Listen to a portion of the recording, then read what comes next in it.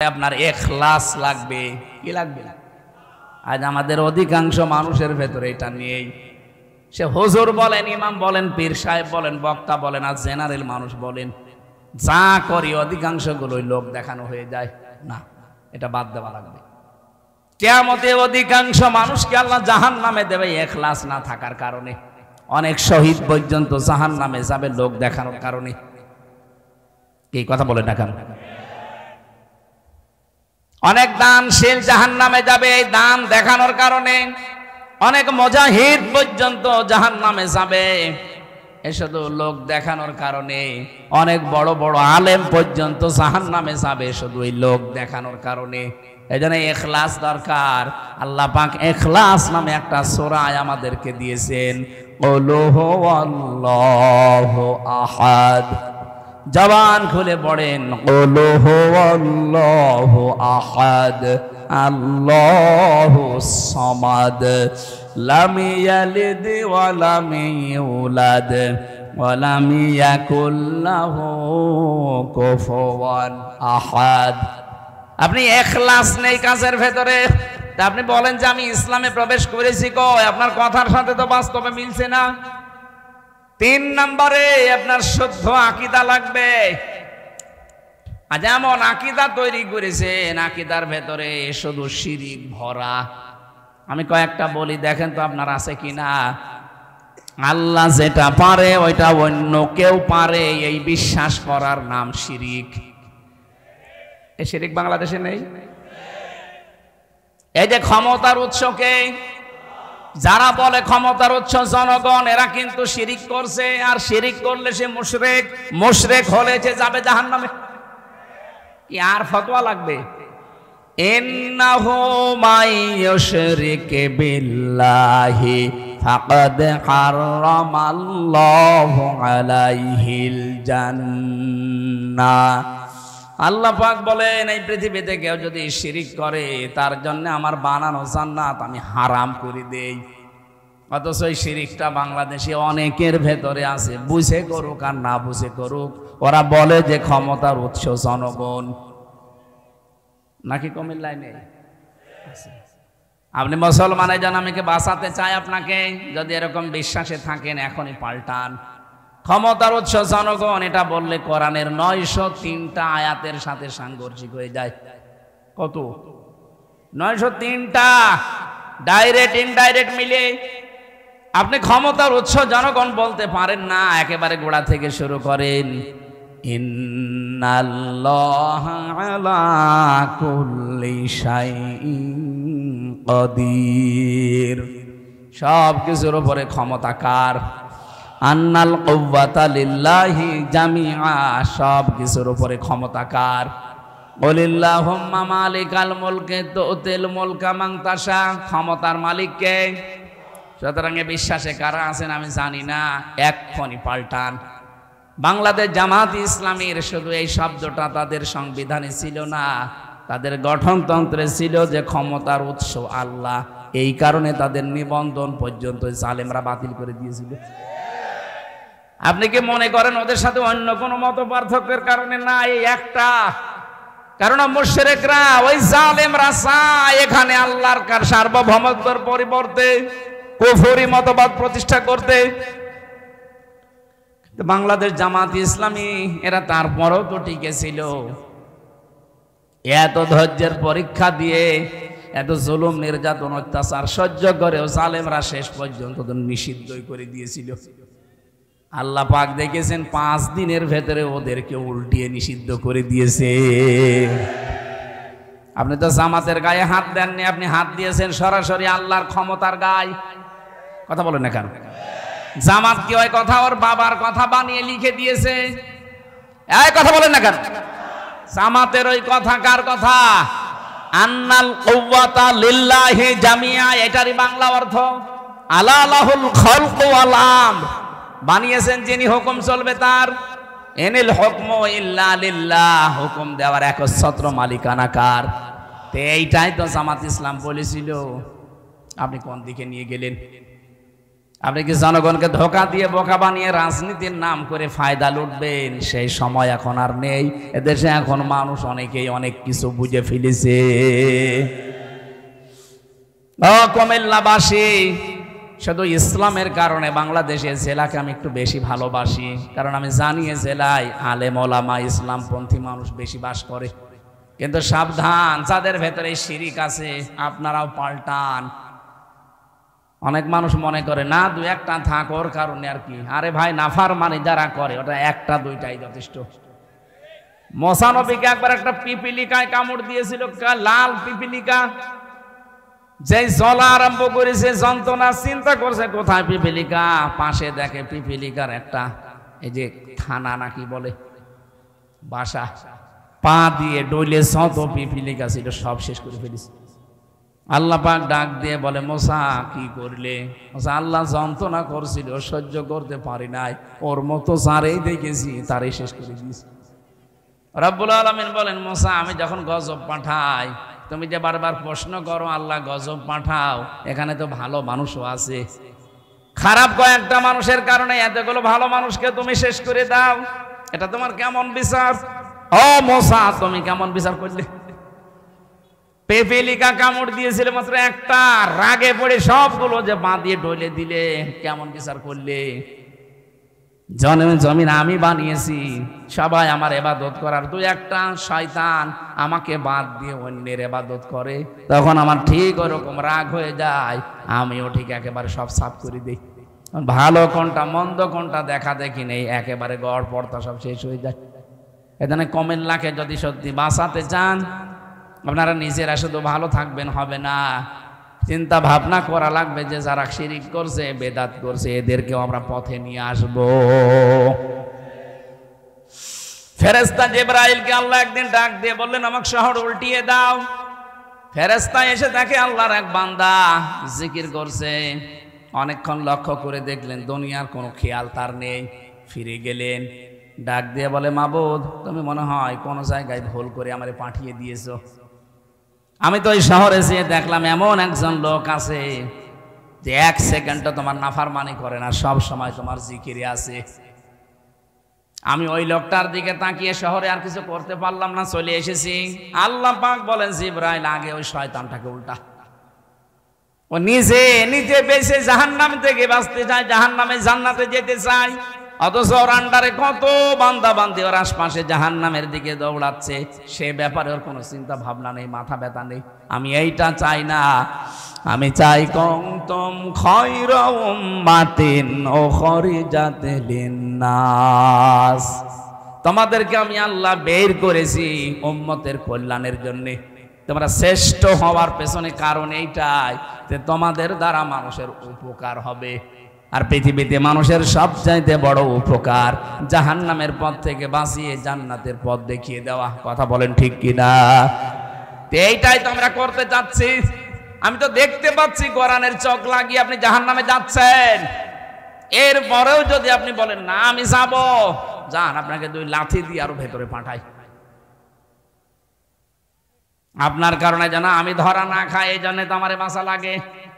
দুইতলা নৌকা চলছে, উপর তলায় আমরা ধরেন এই কয়জন আছি, নিচতলায় আছে এমন কিছু মানুষ, ওদের পানির ব্যবস্থা নেই, খালি উপরে পানি নিতে আসে। আমরা যদি বলি খালি বিরক্ত করেন কেন, নিচে কি পানি নেই? ওরা যদি জবাব দেয় ঠিক আছে পানি আর উপরে নেব না, তোমরা বিরক্ত হও, নিচে একটা তক্তা খুলে নিয়েছে, উপর থেকে আমরা যদি দেখে বলি লা ইলাহা ইল্লা আনতা সুবহানাকা ইন্নী কুনতু মিনাজ জালিমিন, হবে? বলেন বলুন। যদি এটা থেকে বাঁচতে হয় সরে, ওরা নিজেরা ডুববে না, আমরা উপরতলায় যারা আছি আমাদেরকেও ডোবাবে। এই জন্য বাধ্য হয়ে অন্যায় দেখলে সে কোনো কায়দায় ওদেরকে নৌকার ওই তক্তা খোলা থেকে বিরত রাখাই লাগবে। 56,000 বর্গ মাইলে আপনি উল্টা পাল্টা কাজ করে আল্লাহর গজব নাজিল করবেন। আপনি শুধু একা জাহান্নামে যাবেন না, আমাদেরকেও নিয়ে যাবেন। কথা বলেন না কেন? তাহলে এই যে মানুষগুলো করে এত কিছু আপনারা ছড়ান, এগুলো ছড়িয়ে দিতে পারেন না সারা দেশে? সেদিন ফসকে একটু খালি রশ্মিকার নাম বেরিয়েছে আর আপনারা পাগল হয়ে গেছে সারা দেশে। হ্যাঁ হুজুর কি করে এই নাম বললো? আরে বেটা আমি নাই মুখ ফসকে বলে ফেললাম। তা আপনি জানলেন কি করে যে এরকম একটা মহিলা আছে? তা আপনার চরিত্র তো মনে হচ্ছে খুব ভালো না। সুতরাং এই কাজগুলো যারা করছে জিকিরের নামে, শুধু ব্রাহ্মণবাড়িয়া কুমিল্লা না, সারা দেশের বিভিন্ন জায়গায় তাদের এই সমস্ত উল্টাপাল্টা ভক্ত আছে। আপনারা সাবধান হন ভাই।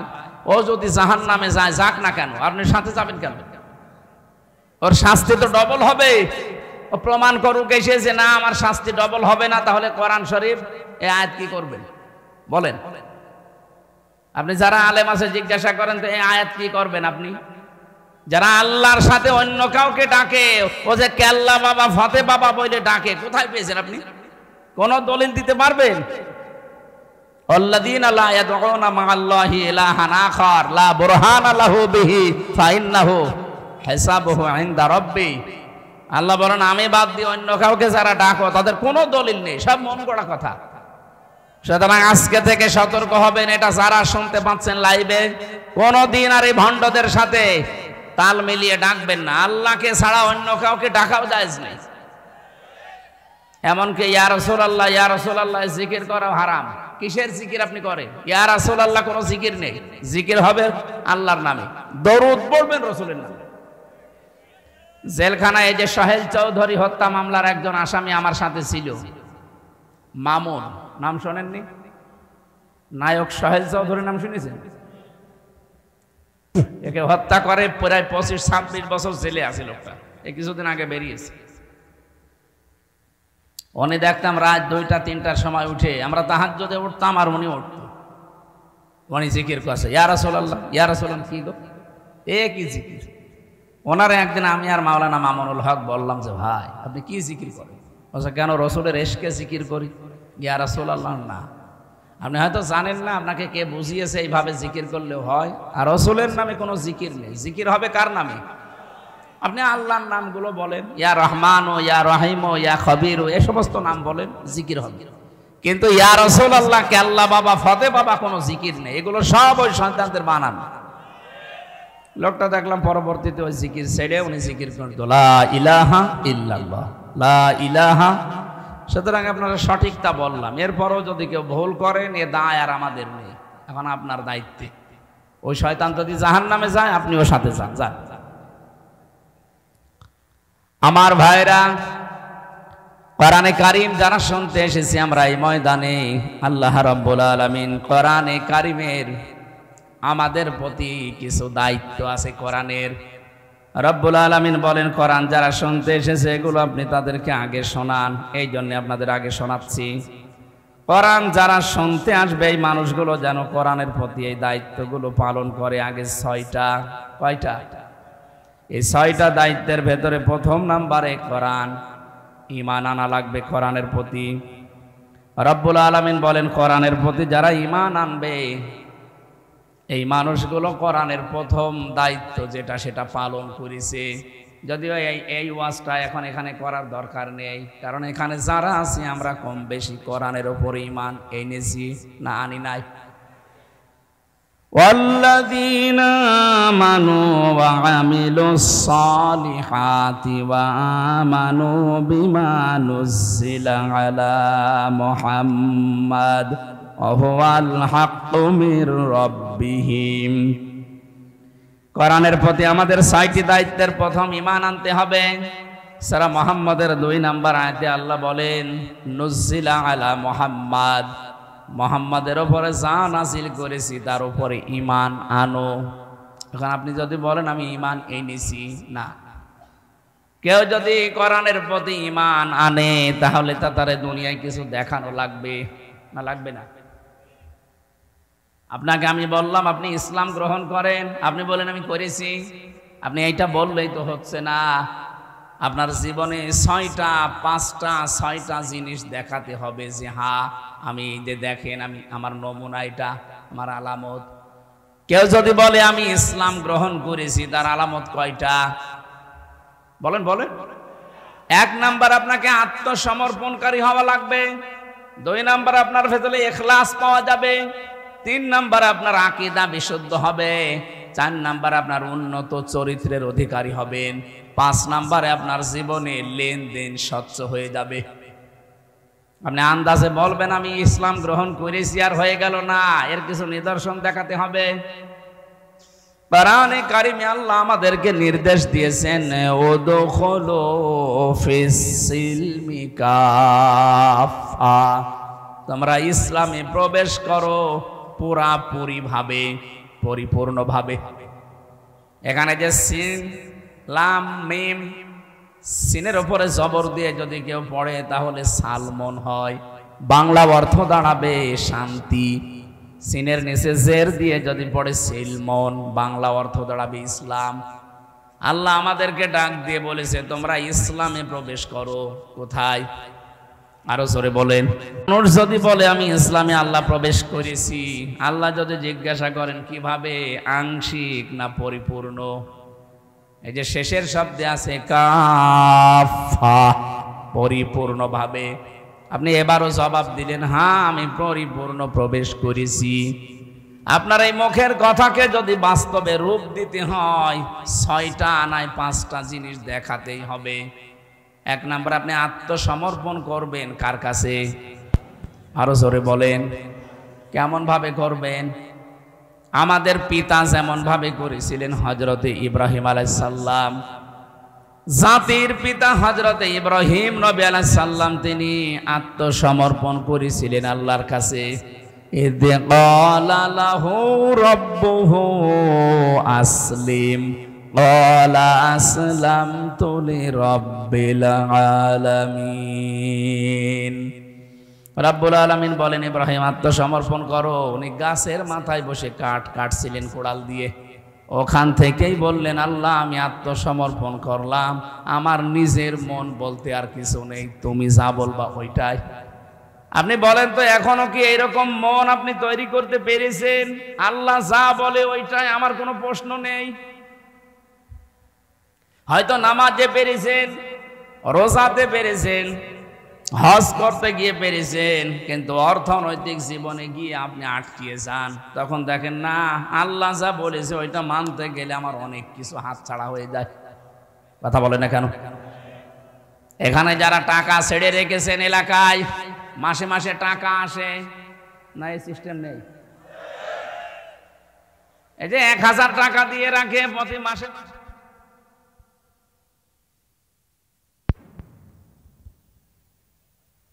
ঠিক করেন এটা, ঠিক আছে? 1000 টাকা দিয়েছেন, মাসে মাসে 1200 টাকা করে আপনাকে দেয়, 200 টাকা করে বেশি। এই সিস্টেম এদেশে আছে না নেই? এটা কিন্তু মায়ের সাথে জেনা করার গুনাহ হচ্ছে। সুতরাং এই গুনাহ করে আপনার নামাজ, আপনার রোজা, আপনার হজ হবে বলে আপনার মনে হয়? তাহলে অবশ্যই এখন এই গুনাহটা বাদ দেওয়া দরকার। যারা যারা অন্তত না বুঝে এই কাজ করছেন, না খেয়ে মরে যান, কিন্তু এই মায়ের সাথে জেনা করার গুনাহ করা যাবে না। আজকে থেকে আপনি বাদ দিয়ে দেবেন। কারা কারা এই গুনাহটা হাত তোলেন তো? এই 2 জন শুধু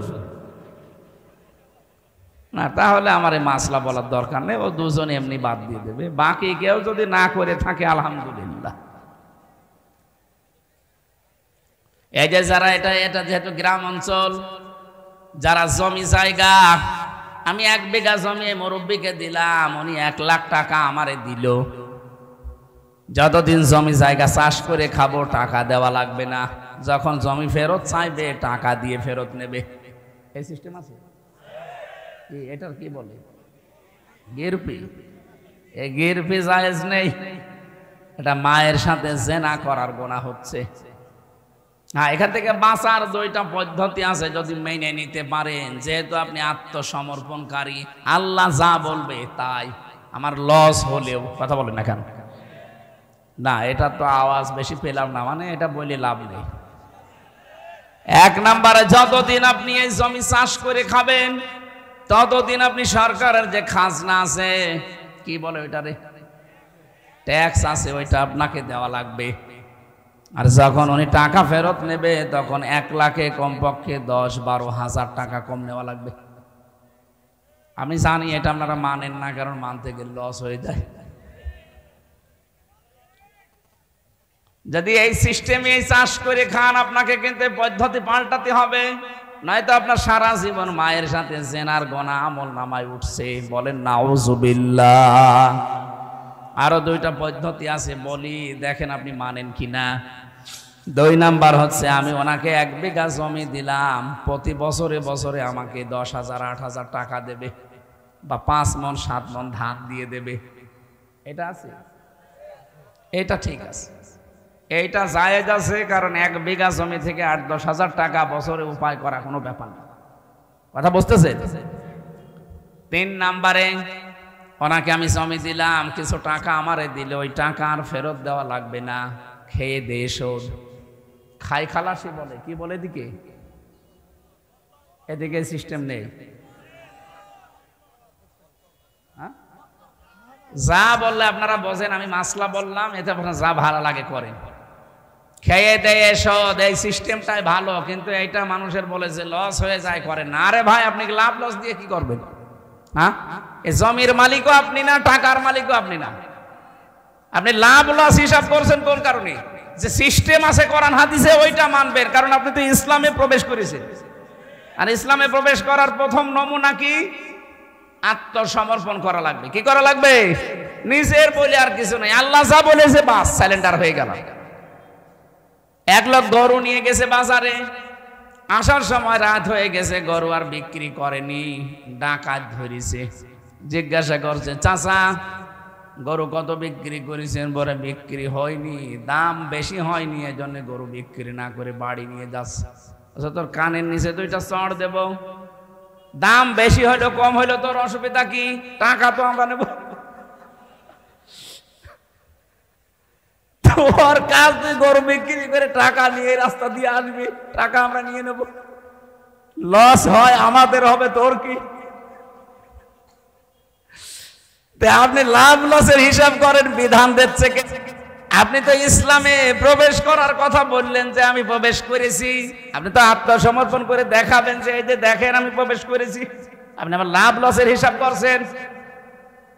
মাসলা 3টা বললাম, এখন কোনটা মানবেন দেখেন আপনার বিবেকে কি বলে। 2 নাম্বারে আপনার ইখলাস লাগবে। কি লাগবে? আজ আমাদের অধিকাংশ মানুষের ভেতরে এটা নেই।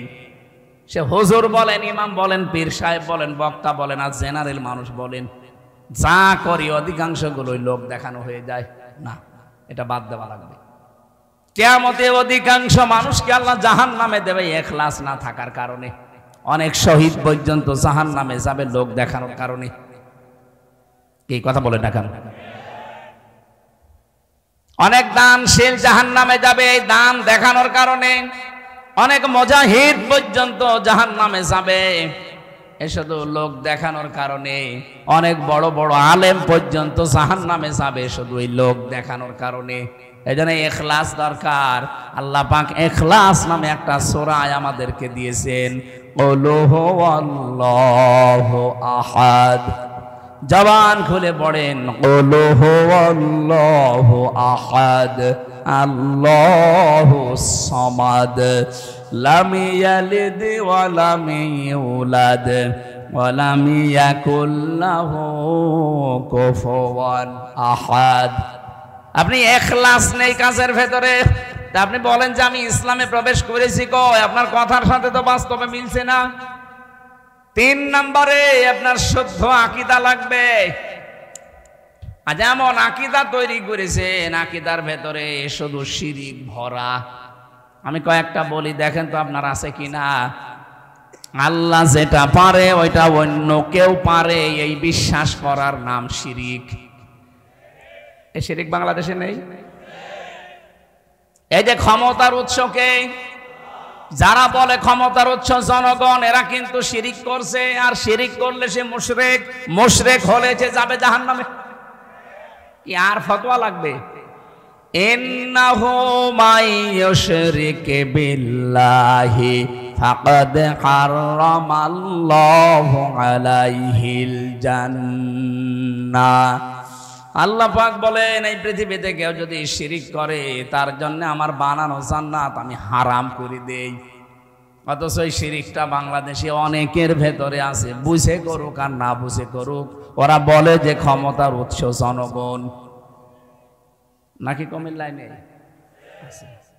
আপনি মুসলমানের জন্য আমাকে বাঁচাতে চাই আপনাকে, যদি এরকম বিশ্বাসে থাকেন এখনই পাল্টান।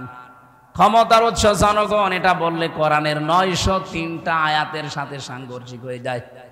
কত? 903টা, ডাইরেক্ট ইনডাইরেক্ট মিলে। আপনি ক্ষমতার উৎস জনগণ বলতে পারেন না, একেবারে গোড়া থেকে শুরু করেন। ইন্নাল্লাহা আলা কুল্লি শাইইন কাদির, সব কিছুর উপরে ক্ষমতাকার। আন্নাল কুওয়াতা লিল্লাহি জামিআ, সব কিছুর উপরে ক্ষমতাকার। কুলিল্লাহুম্মা মালিকাল মুলকি তুতিল মুলকা মান তাশা, ক্ষমতার মালিক কে? সুতরাং বিশ্বাসে কারা আছেন আমি জানি না, এক্ষুনি পাল্টান। বাংলাদেশ জামাত ইসলামীর শুধু এই শব্দটা তাদের সংবিধানে ছিল না, তাদের গঠনতন্ত্রে ছিল যে ক্ষমতার উৎস আল্লাহ। এই কারণে তাদের নিবন্ধন পর্যন্ত জালেমরা বাতিল করে দিয়েছিল। আপনি কি মনে করেন ওদের সাথে অন্য কোনো মত পার্থক্যের কারণে? না, এই একটা কারণ মুশরিকরা, ওই জালেমরা চায় এখানে আল্লাহর সার্বভৌমত্বের পরিবর্তে কুফরি মতবাদ প্রতিষ্ঠা করতে। বাংলাদেশ জামাত ইসলামী এরা তারপরও তো টিকে ছিল। এত ধৈর্যের পরীক্ষা দিয়ে, এত জুলুম নির্যাতন অত্যাচার সহ্য করেও জালেমরা শেষ পর্যন্ত তো নিষিদ্ধই করে দিয়েছিল। আল্লাহ পাক দেখেছেন 5 দিনের ভেতরে ওদেরকে উল্টিয়ে নিষিদ্ধ করে দিয়েছে।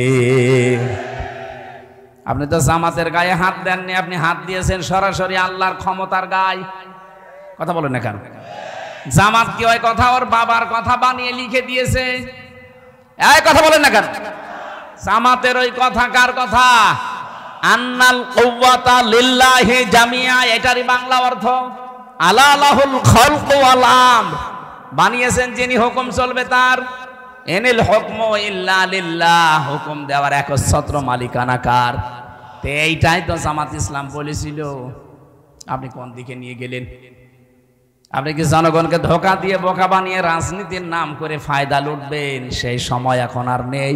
এদেশে এখন মানুষ অনেকেই অনেক কিছু বুঝে ফেলেছে। কুমিল্লাবাসী, শুধু ইসলামের কারণে বাংলাদেশের জেলাকে আমি একটু বেশি ভালোবাসি, কারণ আমি জানি এ জেলায় আলেম ওলামা ইসলামপন্থী মানুষ বেশি বাস করে। কিন্তু সাবধান, যাদের ভেতরে শিরিক আছে আপনারাও পাল্টান। অনেক মানুষ মনে করে না 2-1টা থাক, ওর কারণে আর কি। আরে ভাই, নাফরমানি যারা করে ওটা 1-2টাই যথেষ্ট। মোসানবীকে একবার একটা পিপিলিকায় কামড় দিয়েছিল, লাল পিপিলিকা। যেই জ্বলা আরম্ভ করেছে, যন্ত্রণা, চিন্তা করছে কোথায় পিপিলিকা, পাশে দেখে পিপিলিকার একটা এই যে থানা নাকি বলে বাসা, পা দিয়ে ডইলে যত পিপিলিকা ছিল সব শেষ করে ফেলেছে। আল্লাহ পাক ডাক দিয়ে বলে, মোসা কি করলে? মোসা, আল্লাহ যন্ত্রণা করছিল, সহ্য করতে পারি নাই, ওর মতো যারেই দেখেছি তারই শেষ করে দিয়েছি। রব্বুল আলামিন বলেন, মোসা আমি যখন গজব পাঠাই, তুমি যে বারবার প্রশ্ন করো আল্লাহ গজব পাঠাও, এখানে তো ভালো মানুষও আছে। খারাপ কয়েকটা মানুষের কারণে এতগুলো ভালো মানুষকে তুমি শেষ করে দাও, এটা তোমার কেমন বিচার? ও মোসা, তুমি কেমন বিচার করলে? পিপিলিকা কামড় দিয়েছিল মাত্র একটা, রাগে পড়ে সবগুলো যে বাঁধিয়ে ডলে দিলে, কেমন বিচার করলে? জমিন আমি বানিয়েছি, সবাই আমার ইবাদত করার, 2-1টা শয়তান আমাকে বাদ দিয়ে অন্যের ইবাদত করে, তখন আমার ঠিক ওরকম রাগ হয়ে যায়, আমিও ঠিক একেবারে সব সাফ করে দিই। ভালো কোনটা মন্দ কোনটা দেখা দেখি নেই, একেবারে গড় পড়তা সব শেষ হয়ে যায়।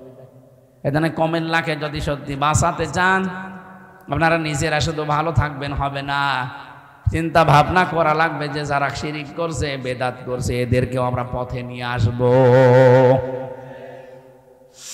ফেরেশতা জিবরাইলকে আল্লাহ একদিন ডাক দিয়ে বললেন, আমাকে শহর উল্টিয়ে দাও। ফেরেশতা এসে দেখে আল্লাহর এক বান্দা জিকির করছে। অনেকক্ষণ লক্ষ্য করে দেখলেন দুনিয়ার কোনো খেয়াল তার নেই। ফিরে গেলেন, ডাক দিয়ে বলে, মাবুদ তুমি মনে হয় কোনো জায়গায় ভুল করে আমারে পাঠিয়ে দিয়েছো। আমি তো এই শহরে যেয়ে দেখলাম এমন একজন লোক আছে, যে এক সেকেন্ডটা তোমার নাফরমানি করে না, সব সময় তোমার জিকিরে আছে। আমি ওই লোকটার দিকে তাকিয়ে শহরে আর কিছু করতে পারলাম না, চলে এসেছি। আল্লাহ পাক বলেন জিবরাইল আগে ওই শয়তানটাকে উল্টা। ও নিজে নিজে বেঁচে জাহান্নাম থেকে বাঁচতে চায়, জাহান্নামে জান্নাতে যেতে চায়, অথচ ওর আন্ডারে কত বান্দা বান্দি ওর আশপাশে জাহান্নামের দিকে দৌড়াচ্ছে। সে ব্যাপারে ওর কোনো চিন্তা ভাবনা নেই, মাথা ব্যথা নেই। আমি এইটা চাই না, আমি চাই কুনতুম খায়রা উম্মাতিন উখরিজাত লিন্নাস, তোমাদেরকে আমি আল্লাহ বের করেছি উম্মতের কল্যাণের জন্য। তোমরা শ্রেষ্ঠ হওয়ার পেছনে কারণ এইটাই যে তোমাদের দ্বারা মানুষের উপকার হবে। আর পৃথিবীতে মানুষের সবচাইতে বড় উপকার জাহান্নামের পথ থেকে বাঁচিয়ে জান্নাতের পথ দেখিয়ে দেওয়া। কথা বলেন ঠিক কিনা? এইটাই তো আমরা করতে চাচ্ছি। আমি তো দেখতে পাচ্ছি কোরআনের চোখ লাগিয়ে আপনি জাহান্নামে যাচ্ছেন, এরপরেও যদি আপনি বলেন না আমি যাব, যান, আপনাকে 2 লাথি দিয়ে আরো ভেতরে পাঠাই। আপনার কারণে যেন আমি ধরা না খাই, এই জন্য তো আমার বাঁচা লাগে। 2 তলা নৌকা চলছে, উপর তলায় আমরা ধরেন এই কয়জন আছি, নিচতলায় আছে এমন কিছু মানুষ, ওদের পানির ব্যবস্থা নেই, খালি উপরে পানি নিতে আসে। আমরা যদি বলি খালি বিরক্ত করেন কেন, নিচে কি পানি নেই? ওরা যদি জবাব দেয় ঠিক আছে পানি আর উপরে নেব না, তোমরা বিরক্ত হও, নিচে একটা তক্তা খুলে নিয়েছে। ওপর থেকে আমরা যদি দেখে বলি লা ইলাহা ইল্লা আনতা সুবহানাকা ইন্নী কুনতু মিনাজ জালিমিন, হবে? বলেন বলুন। যদি এটা থেকে বাঁচতে হয় সরে, ওরা নিচেরা ডুববে না, আমরা উপর তলায় যারা আছি আমাদেরকেও ডোবাবে। এখানে বাধ্য হয়ে অন্যায় দেখলে সে কোনো কায়দায় ওদেরকে নৌকার ওই তক্তা খোলা থেকে বিরত রাখাই লাগবে। 56,000 বর্গ মাইলে আপনি উল্টা পাল্টা কাজ করে আল্লাহর গজব নাজিল করবেন। আপনি শুধু একা জাহান্নামে যাবেন না, আমাদেরকেও নিয়ে যাবেন। কথা বলেন না কেন?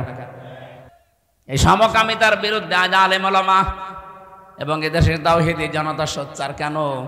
আপনি আজকে দেখেন একটা মূর্তি পাথর পর্যন্ত, হযরত লূত আলাইহিস সালামের স্ত্রীকে আল্লাহ পাথর বানিয়ে রেখে দিয়েছে। আপনি যান লূত নবী আলাইহিস সালামের ওই দেশে এখনো পর্যন্ত পাবেন পাথরটা খাড়া হয়ে আছে। ওটা পাথর না, ওটা জলজান্ত মানুষ পাথর বানিয়ে দিয়েছে আল্লাহ। কিয়ামত পর্যন্ত এটা নিদর্শন। প্রশ্ন আসতে পারে কি করেছিল এই মহিলা? ও মহিলার নিজে খারাপ ছিল তা না, ও নিজে জেনা ব্যভিচার করতো তাও না, নিজে সমকামিতা করতো তাও না, কিন্তু সমকামী যারা তাদেরকেও ও সাপোর্ট করতো। লেবারেল পেছন দরজা দিয়ে সাপোর্ট করতো, আর খুশি হয়তো ঠিক আছে এই কাজ করো। আজ বাংলাদেশে যারা সমকামিতা চায় এবং যারা সাপোর্ট করে উভয় অপরাধী। এরা আল্লাহর সিস্টেমকে পাল্টিয়ে ফেলতে চায়। কয়েকদিন আগে কুষ্টিয়ার 2 জন মেয়ে, ওরা বলছে আমরা মেয়ে মেয়ে বিয়ে করব, যদি বিয়ে না দেন আমরা 2 জনেই মরে যাব। আরে ভাই কি হয়েছে আপনাদের? মেয়ে মেয়ে বিয়ে করবেন, তা আমরা কি ঘাস কাটছি? আমাদের কাজ নেই? আমরা আমাদের কি কলা গাছ বানিয়েছে? আমরা কি করব? সুতরাং এই কাজ যারা করছেন, সমকামিতা যারা আরম্ভ করছে এই দেশে, আল্লাহর পুরা সিস্টেম আপনি পাল্টিয়ে দিয়েছেন। নারীর প্রতি পুরুষের, পুরুষের প্রতি নারীর এই যে আকর্ষণ, এটা বানিয়েছে কে? যুজ্জিনা লিন্নাসি হুব্বুশ শাহাওয়াতি মিনান নিসা। আমি মানুষের ভেতরে আকর্ষণ তৈরি করে দিয়েছি, লোভনীয় শোভনীয় করে দিয়েছি। প্রথম নাম্বারে মেয়েদেরকে। কাদেরকে? অথচ এটা পাল্টিয়ে আপনি মেয়ে মেয়েই বিয়ে করবেন, তা আমরা কি করব? এ দুনিয়ায় বংশ বিস্তার বন্ধ হয়ে যাবে। কিছুদিন এভাবে চলতে থাকলে মানুষ আর দুনিয়ায় আসবে না। এখানে জাপান এখন ছুটি দিচ্ছে, সপ্তাহে 3 দিন ওদের ছুটি, যে আপনারা সন্তান জন্মান। ওদের কাজ নেই, আর খালি সন্তান জন্মাবে। আল্লাহ দয়া করে দেয় তো, এই জন্য কিছু মনে হয় না। যদি সত্যি বন্ধ করে দিত, তাম দুনিয়া ঔষধ খেলেও কাজ হতো না। এই জন্য এই কাজে যারা আছেন সমকামিতা, আপনি মনে করছেন আমার কাজ আমি করব, আমার অধিকার এইটা। আরে ভাই, আপনার অধিকার ঠিক আছে, আপনি আল্লাহর সিস্টেম পাল্টিয়ে ফেলবেন। এটা করলে যে গজব নাসিল হয়, ডেড সি আছে যায়, এই যে জর্ডানে যান, এখন থেকে আছেন মৃত সাগর বানিয়ে দিয়েছে আল্লাহ। লূত নবীর স্ত্রীকে এখনো পর্যন্ত পাথর বানিয়ে রেখে দিয়েছে। সে তো আর খারাপ ছিল না, সে চরিত্রহীনাও ছিল না, সে ওই কাজও কোনোদিন করেনি, কিন্তু সে কাজ ও সাপোর্ট করত, পেছন থেকে ও সাপোর্ট করতো। আল্লাহ এত রাগ করেছিলেন যখন দুইজন ফেরেশতা এসেছে, ফাংজাইনাহু ওয়া আহলাহু ইল্লা মারাতাহু কানাত মিনাল গাবিরিন। সূরা আরাফের 83 নম্বর আয়াতের শেষের দিকে আছে, আল্লাহ পাক বলেন দুইজন ফেরেশতা পাঠালাম, যাও লূত নবীর স্ত্রী সহ যারা আছে সবাইকে ধ্বংস করে দাও।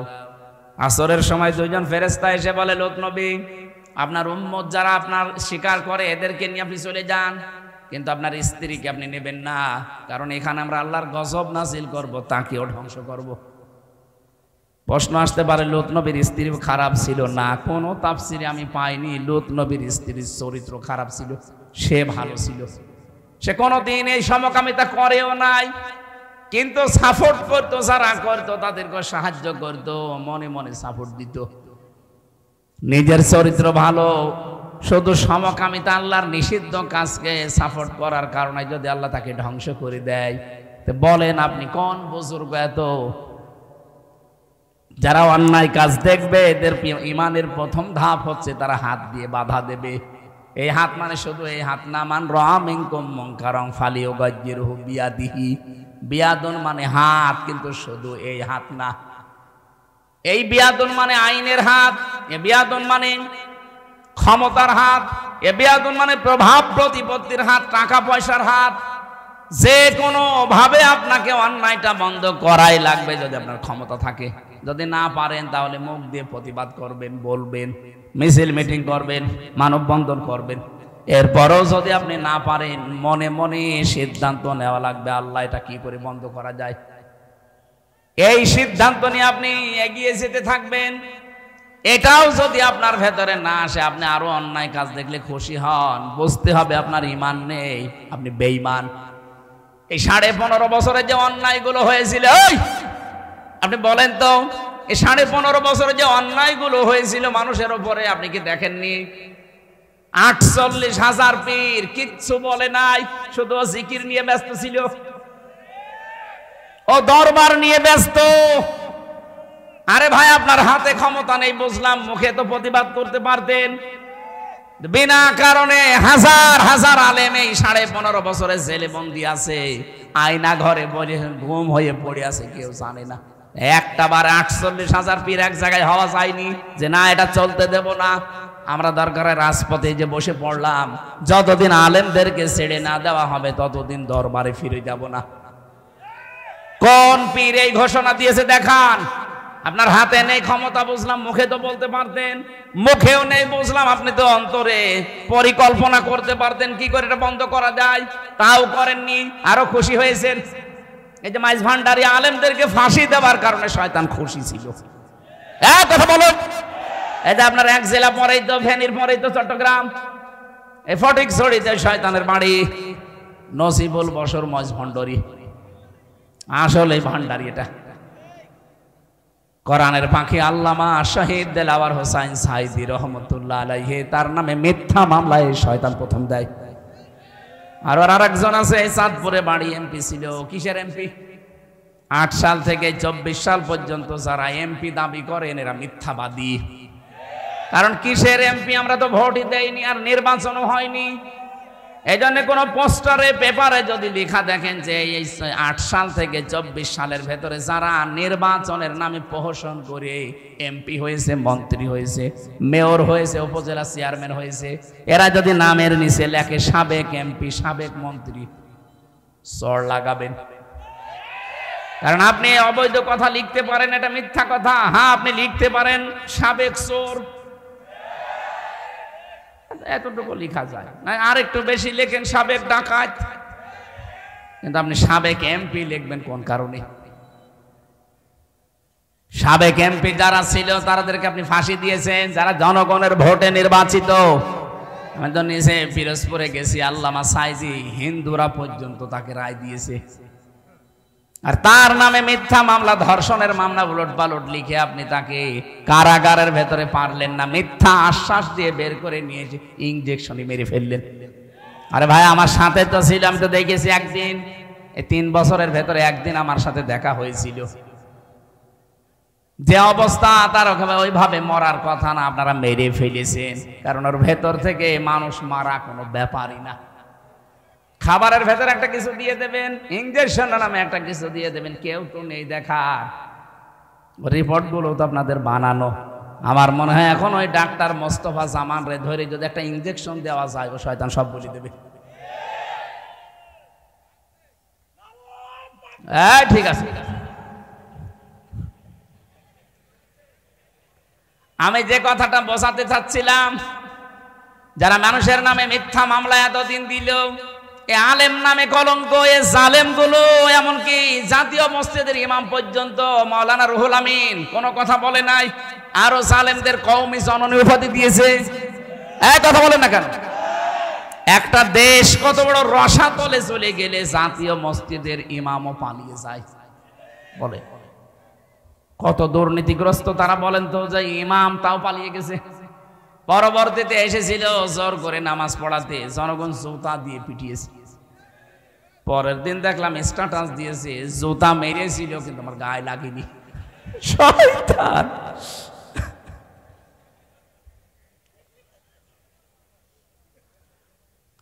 15.5 বছরে পীরের নাম নিয়ে দরবার গরম করলেন, অন্যায় দেখে হাত দিয়ে পারেননি, মুখ দিয়ে করবেন, মুখ দিয়ে পারেননি, অন্তরে পরিকল্পনা করবেন কি করে এটা বন্ধ করা যায়, তাও করেননি। আরো মনে মনে খুশি হতেন। আপনার ঈমানই নেই, আপনি বেঈমান। আপনার যে মর্যাদা, কেন আপনি তো নিজেই টের পাচ্ছেন আপনার মর্যাদা কোন কারণে। কুনতুম খায়রা উম্মাতিন উখরিজাত লিন-নাস তা'মুরুনা বিল মা'রুফ ওয়া তানহাউনা আনিল মুনকার ওয়া তু'মিনুনা বিল্লাহ। মানুষকে ভালো কাজের আদেশ দেওয়া লাগবে, অন্যায় কাজে বাধা দেওয়া লাগবে। এই দুইটা কাজ করতে হলে শুধু মুখ দিয়ে হয় না, এটার জন্য পাওয়ার লাগে। কথা বলেন না কেন? আমি সারা জীবন যদি বলি ভাই নামাজ পড়েন, নামাজ পড়েন, হয়তো নামাজ ধরবেন তো একদিন পরে ছেড়ে দেবেন না। এটা যদি আইন পাশ করে কায়েম করে দিতাম যে নামাজ না পড়লে 10 বছর জেল, এ বাংলাদেশে ওযু না করেও নামাজ পড়তো। এই জন্য আল্লাহ যারা ক্ষমতায় যাবে তাদের প্রথম কাজ দিয়েছেন আল্লাযীনা ইম্মাক্কান্নাহুম ফিল আরদি আকামুস সালাহ। আমি যদি আমার বান্দাদের ভেতরে কোন ইমানদারকে ক্ষমতা দেয়, সর্বপ্রথম তার কাজ হবে সে যেন নামাজের বিধান কায়েম করে দেয়। আজ 53 বছর যারা আসতেছে ঘুরে ফিরে, একটাও তো হিন্দু আসে নাই, এসেছে সবই তো মুসলমান। তো কি জবাব দেবেন আপনি বলেন? খালি রাষ্ট্রপতি প্রধানমন্ত্রী পদবি দিলেই হবে? এই পদবিগুলোই তো আপনাকে জাহান্নামে নেওয়ার কারণ হয়ে দাঁড়াবে। একটা বারের জন্য ঘোষণা দিতে পারলেন না রাষ্ট্রপতি হয়ে, প্রধানমন্ত্রী হয়ে, যে মুসলমানের দেশ এটা, 96% এখানে মুসলমান, আমি নামাজের বিল কায়েম করে দিলাম। পালন হয়তো না হয়তো পরে দেখতাম, কায়েম তো করতে পারতেন। কি জবাব দেবেন আপনি বলেন? এবার মরে তো গেছে অনেকে, এখনো মরছে, কি বলবেন? দুনিয়ার জীবন তো শেষ করে ফেললেন। আর দ্বিতীয়ত তো আরো কঠিন, তানহাউনা আনিল মুনকার, অন্যায় কাজে, নাহা শব্দের শাব্দিক অর্থ প্রতিবন্ধকতা সৃষ্টি করা, বাধা দেওয়া, নিষেধ করা। আরে ভাই এটা ওয়াজে, এটা নসিহতে কাজ হয় না, এটা বাধা দিতে হলে আইন লাগে, ক্ষমতা লাগে। ঢাকার মালিবাগে দেখেন একজন চেঙ্গিস খান দাঁড়িয়ে আছে, পুলিশ এরকম একটা লাঠি নিয়ে দাঁড়িয়ে আছে। এই লাঠি তোলার কারণে হাজার হাজার গাড়ি সব দাঁড়িয়ে গেছে। কথা বলেন না কেন? ওই এইভাবে খালি লাঠিটা এভাবে নিয়েছে, সব দাঁড়িয়ে গেছে। লাঠি আবার এভাবে তুলবে, সব গাড়ি আবার যাবে। কেন? কি আছে ওর লাঠির ভেতরে? ওরে চাপা দিয়ে মেরে ফেললেও তো অসুবিধা নেই না, ওর লাঠির ভেতরে আইন আছে। কি আছে? যত বড় ক্ষমতা ধর আপনাকে দাঁড়ানো লাগবে, যত বড় টাকার মালিক আপনি দাঁড়ান, ওই লাল বাতি শেষ হয়ে সবুজ বাতি জ্বলবে, ও লাঠি তুলবে, তারপরে আপনি যাবেন। এই জন্য আইন না হলে অন্যায় বন্ধ করা সম্ভব 100 না। কথা বলেন ঠিক কিনা? যেন আমাদের মর্যাদা যে কোন জায়গায় আমরা তাও জানি না, আন্দাজে মর্যাদা পাওয়ার জন্য জোর করি। আরে ভাই, জোর করে কোনোদিন সম্মান পাওয়া যায় না। জোর করে যা পাওয়া যায় ঘৃণা, কি পাওয়া যায় বলেন? হয়তো সামনাসামনি আপনাকে আপনার ক্ষমতার কারণে, আইনের কারণে, আপনার টাকা পয়সার কারণে, প্রভাবের কারণে আপনাকে সম্মান দেয়, তো পেছনে যে বরদোয়া করে আল্লাহ ও হারামি মরে না কেন? হাজ্জাজ বিন ইউসুফ একটা লোক ছিল খুব জালেম। মন্ত্রী পরিষদ এসে বলছে, বাদশাহ আপনার জন্য তো রাস্তাঘাটে যাওয়া যায় না, শুধু মানুষ আপনাকে গালি দেয়, কেউ জালেম বলে, কেউ জালেমের বাচ্চা বলে। বলছে ঠিক আছে, আমি দেখি কে গালি দেয়। বাইরে এসেছে, ছদ্মবেশ নিয়ে বাইরে এসে এক গ্রাম্য লোকের সাথে দেখা, ডাক দিয়ে বলে, ওই এদিকে আয়, তুই হাজ্জাজ বিন ইউসুফ লোকটাকে চিনিস? বলছে হ্যাঁ চিনি। কিরকম? জালেম। হ্যাঁ জালেম। যেই বলেছে জালেম, ওর মাজাজ গেছে আরো খারাপ হয়ে। ডাক দিয়ে বলছে, বেটা তুই হাজ্জাজ বিন ইউসুফকে চিনিস? বলছে না, আমি সেই লোক। চিন্তা করছে, আল্লাহ আমি কার সামনে কি বললাম, আমার তো মাথা থাকবে না। এটা হওয়ার জন্য সর্বপ্রথম যেটা আমার আল্লাহ দায়িত্ব দিয়েছেন, ওই দায়িত্বের প্রথম নাম্বারে আল্লাহর কোরআনের উপরে ঈমান আনতে হলে, ইসলামে আমি প্রবেশ করেছি এটা দেখাতে হলে আমার ইখলাস লাগবে। আমি যা করব এখন থেকে আমি যেন লোক দেখানো না করি, আল্লাহর জন্যে। আমি যা করব আমার আকীদা যেন শুদ্ধ হয়, আল্লাহ বাদে আমি কাউকে ক্ষমতার উৎস মানি। খালি এই সামিয়ানার নিচে বের হয়ে থাকবে তো ঠিক থাকবে। বাংলার 18 কোটি মানুষকে আমি বড় আহ্বান জানাচ্ছি, আসেন। 53 বছর তো দেখলেন বিভিন্ন মানুষ চালিয়েছে, কিছুই পাননি। আপনি একটু দেখেন না কেন 5টা বছর কোরআনের হাতে তুলে দিয়ে দেখেন, এ দেশটা একেবারে শান্ত করে ফেলবে। কিসের চাঁদাবাজি, নামও থাকবে না ছয়াকার দয়াকার, পুরা পাল্টিয়ে যাবে। আপনি যে নামেই নেন না কেন, অনেকে বলে না একটু হাদিয়া নেই, এটা বকশিস নেই। কিসের বকশিস, কিসের হাদিয়া? কত মানুষ আজ কুমিল্লায় ঘর বাড়ি বানাতে পারে না, বড় ভাই আসে, মেজ ভাই আসে, সেজ ভাই আসে, ছোট ভাই আসে না, এই জেলায় নেই। সব বন্ধ হয়ে যাবে, শুধুমাত্র কোরআনের হাতে একটু তুলে দেন। সময় আল্লাহ যখন আপনাকে দিয়েছে কাজে লাগান না কেন। এটা যদি এবার ভুল করেন, দেখবেন 50 বছরও আপনি আর এদেশে ইসলাম পাবেন না। এই জন্য আমরা আল্লাহর এই দেওয়া সুযোগকে কাজে লাগাবো। সামনে আমরা যাই করি ইসলামকে দেখতে চাই। যারা ইসলামকে নিয়ে যাবে আমরা তাদের পেছনে আছি না নেই? সে যেই হোক, যে যাবে ইসলামকে নিয়ে আমরা তার সাথে আছি। কথা বলুন, এটা আপনার ইমানের দায়িত্ব। কারণ কোরআনের আইন প্রতিষ্ঠা করা ফরজ, কি আর এর বিরোধিতা করা কুফরি, আর চুপ থাকা মুনাফিকি। আপনি এখন কোন দলে আছেন বলেন? আপনি কি ফরজ কাম করেন? বলেন না, তাহলে আপনি চুপ থাকেন, মুনাফিক। আপনি যদি বিরোধিতা করেন, কুফরি করেন। আপনি যে জান্নাত পাওয়ার আশা করেন, মরে গেলে কিসের আন্দাজে আশা করে বসে আছেন? এসব ভণ্ডামিয়ে বাটপারি বাদ দেন। আজকে থেকে আপনার জীবনের টার্গেট বানান যে কোরআন প্রতিষ্ঠার আন্দোলন যারা করে আমি তাদের সাথে আছি, সে যেই হোক। এটাকে যদি জীবনের পাঠ বানাতে না পারেন, কাজ বানাতে না পারেন, আপনি কিন্তু কবরে ধরা খেয়ে যাবেন। মার রব্বুকা বললে আপনি বলতে পারবেন না। কারণ রব বলে যদি কেউ স্বীকৃতি দিতে দেয় কবরে যে আমার রব আল্লাহ, মাস্ট বি দুনিয়ায় তাকে 5টা জিনিস মানাই লাগবে। রব মানে আপনাকে দুনিয়ায় মানা লাগবে সৃষ্টিকর্তা, রব মানে আপনাকে মানা লাগবে রিজিক দাতা, রব মানে মানা লাগবে মাবুদ, 4 নম্বরে রব মানে মানা লাগবে আইন দাতা। এই জন্যই তো বলছে আল্লাহর আইন কায়েম করা আপনার জন্য ফরজ। যদি কবরে বলতে চান রব্বি আল্লাহ। 5 নম্বরে রব মানে অভিভাবক। একটাও আমরা মানি না। আন্দাজে কবরে যাওয়ার পরে যে বলবেন আমার রব আল্লাহ, বলবেন কি করে? আল্লাহর কসম আমি যা দেখতে পাচ্ছি, আমরা অধিকাংশ মানুষ ধরা খায়। আমরা যেন ধরা না খায় দুনিয়ার এই ছোট্ট জীবনে।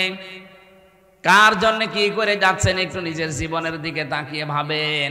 আল্লাহর কসম আপনি ধরা খেলে কেউ আসবে না। ফাইদা নফিখা ফিস সূরি ফালা আনসাবা বাইনাহুম। আল্লাহ পাক বলেন ফুৎকার দেওয়ার সঙ্গে সঙ্গে তোর যত রকমের সম্পর্ক ছিল সব কাট হয়ে যাবে। আপনি শুধু চোখ বন্ধ করে দেখেন, যত রকমের সম্পর্ক দুনিয়ায়, বউ বলেন, মা বাবা বলেন, ছেলে মেয়ে বলেন, ফুফু বলেন, জামাই বলেন, সব সম্পর্ক শেষ। এ কথা কি বানালাম আমি? বলেন, আপনি যদি এখন মারা যান, এই যে মুরব্বী এখন থেকে 100 বছর পরে যদি এখানে আসে, এই কুমিল্লার ঘটনা 100 বছর পরে আসবে, ওই সময় আর এখানে আর কাউকে পাবে? বলেন না কেন? ওই সময় যারা এখানে বাস করবে ওরা ওনাকে চিনবে? বলেন, উনি যদি ওই সময় এসে বলে যে কোটনার এই 2 তলা বাড়ি আমার, এই জায়গা জমি এই ভিটা আমি কিনেছিলাম, ওই সময় যারা এখানে বাস করবে না দাঁত মুখ খুলে ফেলবে না, বলবে ভণ্ডামি করে। আরে ভাই, আমি নিজেই তো আমার 3 পুরুষের পরে আর চিনি না। আমার বাবা রিয়াজউদ্দিন, তার বাবা জাহান আলী, তার বাবা নমাজ আলী, এরপরে আর চিনি না। সত্যি কথা বলছি, এরপরে আর চিনি না। এখন যদি এই নমাজ আলীর বাবা কে ছিল আমি তো জানি না, উনি যদি এখন এসে কুষ্টিয়ায় বলে যে এই 2 তলা বাড়ি আমার, এই ভিটা আমি কিনেছিলাম, ওর দাঁত মুখ কি থাকবে? যাই 2-1টা ছিল পিটিয়ে বাড়ি থেকে বের করে দেবো। ভণ্ডামি করেন আপনি। কিসের নমাজ আলীর বাপ আপনি? আমি তো নমাজ আলীকে চিনি না, অথচ মাত্র 3 পুরুষ। এইটাই দুনিয়া, এইটাই কি? এই জন্য আপনার নিজের কাজ নিজে করে যান। জীবনের 1 নাম্বার টার্গেট বানার আল্লাহর আইন আমি এ জমিনে দেখতে চাই, এটা ফরজ। এটা কি? আমি আবার বলছি, আল্লাহর আইন জমিনে প্রতিষ্ঠা করার কাজ করা ফরজ, বিরোধিতা করা কুফরি। আর সব যদি থাকেন আপনি মুনাফিক। আল্লাহ তুমি আমাদের হেফাজত করো, বলেন আমিন। 4 নাম্বারে আপনার চরিত্র হওয়া লাগবে উন্নত। চরিত্রের যা অবস্থা, উন্নত চরিত্র তো ওইটা যে চরিত্রের কারণে মানুষ মারা যাওয়ার পরে হায় হতাশ করে, মারা যাওয়ার পরে আফসোস করে। আর এমন চরিত্র আমি বানিয়েছি, আমি শুধু চোখ বন্ধ হতে দেরি মানুষ আরো মিষ্টি খায়। কথা বলেন না কেন?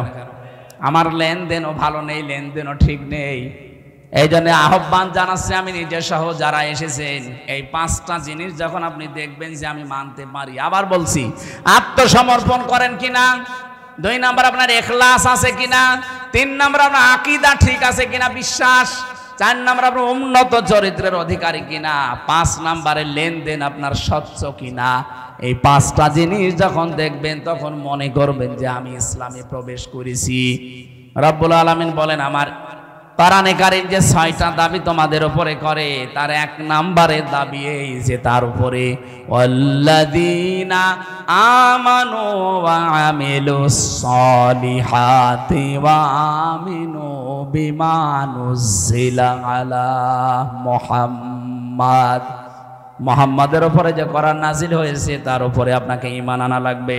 2 নাম্বার এটা পড়তে হবে, 3 নাম্বার এটা শুনতে হবে, 4 নাম্বার এটা বুঝতে হবে, 5 নাম্বার এটা মানতে হবে, 6 নাম্বার এটা বাস্তবায়ন করতে হবে।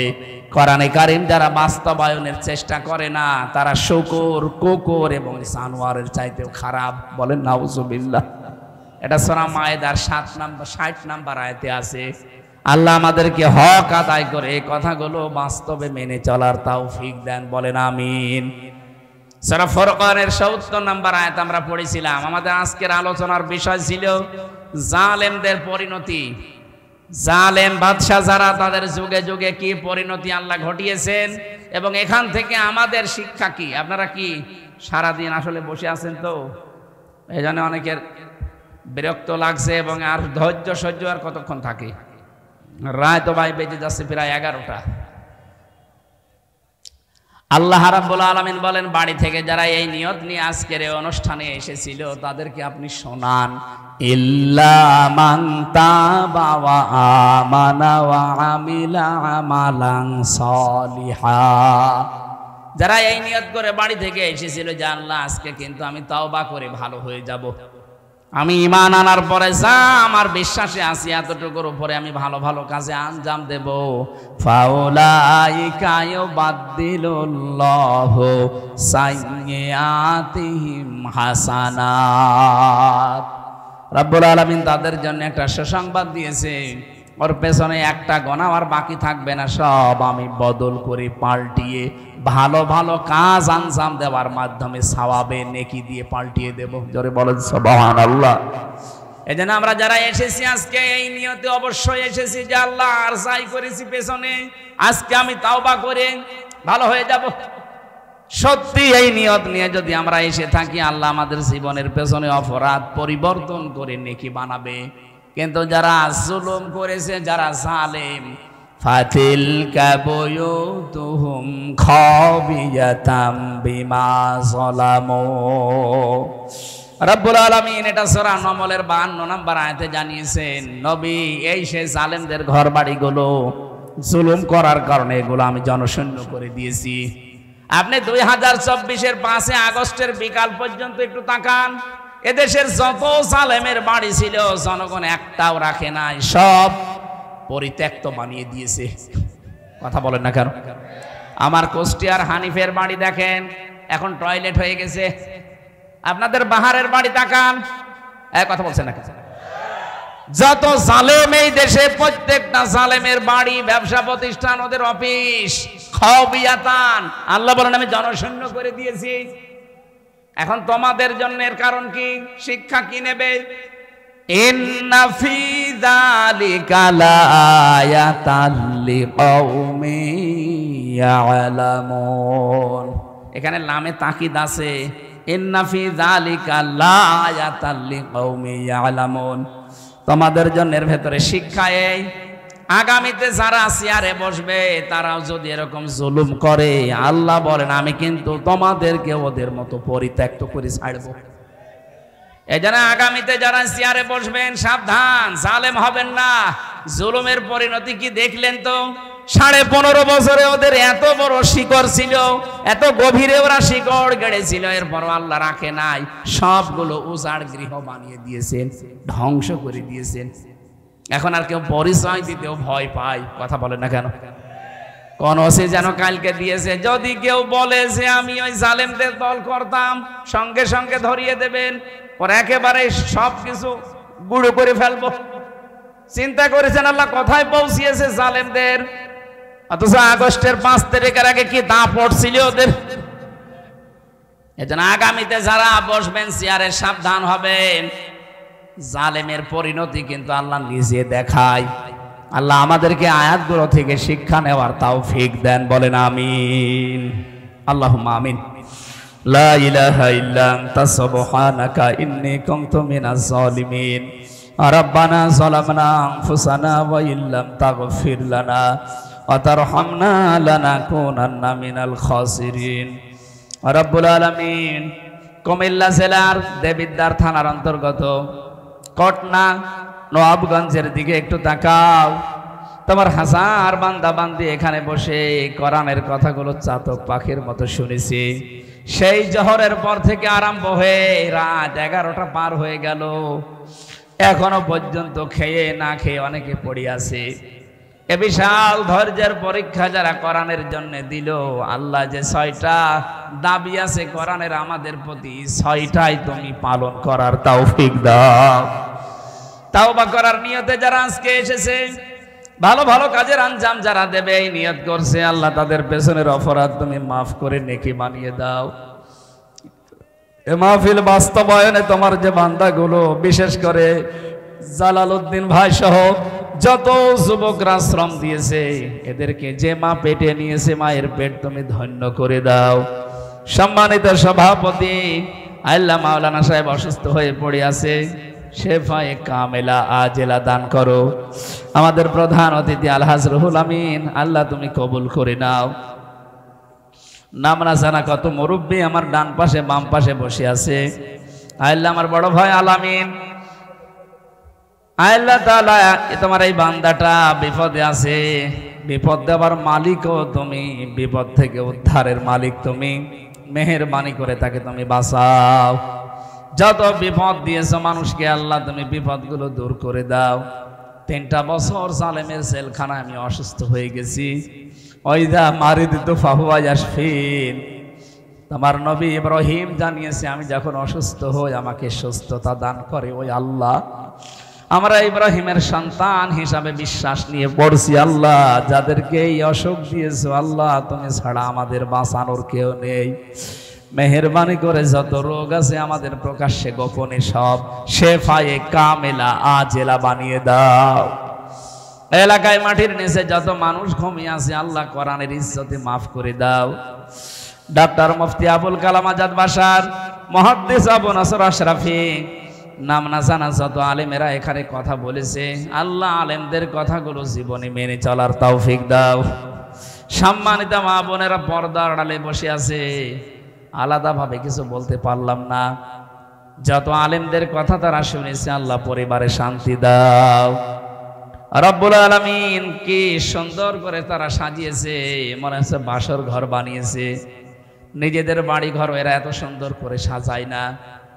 বাংলাদেশের সবচাইতে বেশি কুমিল্লা আর নোয়াখালী, এই দুইটা জেলায় কোরআনের পেছনে অর্থ সম্পদ খরচ হয় বেশি। কোরআনের প্রসারে, কোরআনের প্রসারে, কোরআনের শিক্ষায়, কোরআনের কায়েমে সব কিছুতে দেখি এরা বাংলাদেশে এগিয়ে আছে।